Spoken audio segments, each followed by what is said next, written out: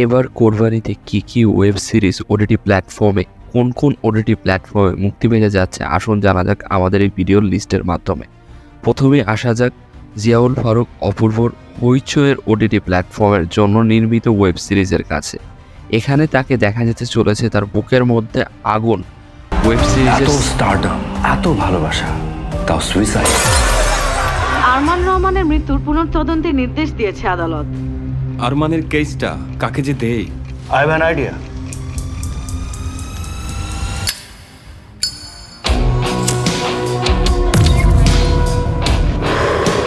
আমি ASP Golam Mamun.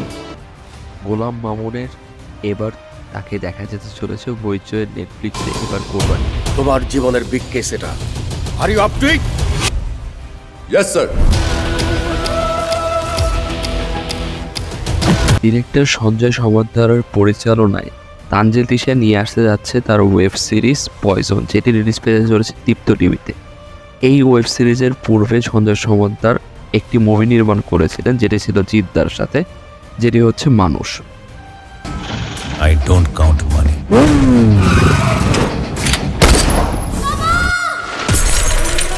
I only count life. এটি মানুষের পর তার প্রথম ওটিটি প্ল্যাটফর্মের জন্য নির্মিত ওয়েব সিরিজ, যেটি এবার কোরবানিতে দীপ্ত টিভিতে রিলিজ পেতে যাচ্ছে। একটা নায়িকার শুধু স্ক্যান্ডাল না, স্ট্রাগলও থাকে।